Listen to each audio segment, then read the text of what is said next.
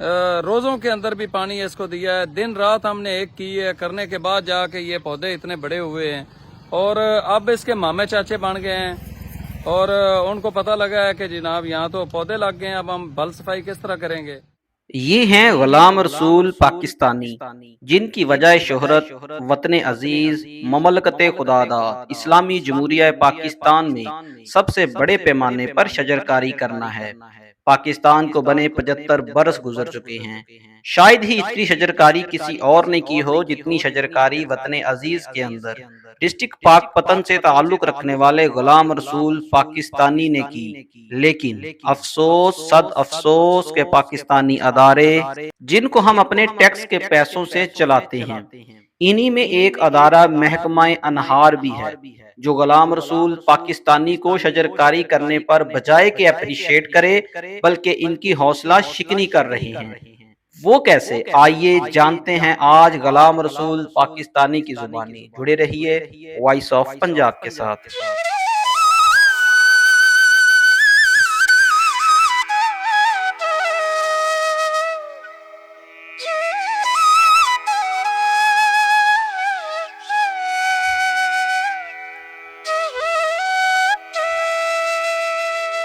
بالآخر 2 سال کے بعد محکمہ انہار کو معلوم ہو گیا کہ یہاں اس نہر کے اوپر پودے بھی لگے ہوئے ہیں۔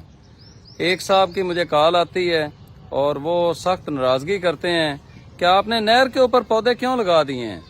آپ ہمیں بتاتے، ہم آپ کو کوئی اور جگہ دے دیتے، وہاں پر آپ پودے لگا دیتے۔ ابھی ہم بل صفائی کرنا چاہ رہے ہیں تو نہر کے اوپر تو آپ نے پودے لگائے ہوئے ہیں، حالانکہ میں نے پوری ایک ترتیب کے ساتھ پودے لگائے ہیں۔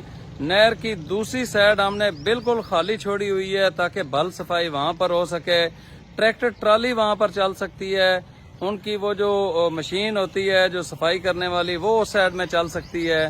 تو لیکن انہوں نے بہت زیادہ ناراضگی دکھائی ہے کی ہے کہ آپ نے اس ایریے میں پودے کیوں لگا دیے ہیں۔ مجھے سمجھ نہیں آتی ہے کہ جب میں کھڈے مار رہا تھا، جب میں پودے لگا رہا تھا، جب میں ان پودوں کی کٹنگ کر رہا تھا، جب میں ان کو بار بار پانی لگا رہا تھا، جب میں ان کو کھاد اور سپرے دے رہا تھا، اس وقت یہ کہاں مرے ہوئے تھے۔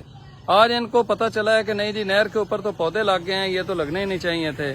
تو یار کیسے لوگ ہیں یہ حوصلہ افزائی کرنے کے بجائے الٹا حوصلہ شکنی کرتے ہیں۔ میں نے اپنے بچوں کے ساتھ اور اپنی ٹیم کے ساتھ مل کر روزوں کے اندر بھی پانی اس کو دیا ہے، دن رات ہم نے ایک کی ہے، کرنے کے بعد جا کے یہ پودے اتنے بڑے ہوئے ہیں اور اب اس کے مامے چاچے بن گئے ہیں اور ان کو پتہ لگا ہے کہ جناب یہاں تو پودے لگ گئے ہیں، اب ہم بل صفائی کس طرح کریں گے۔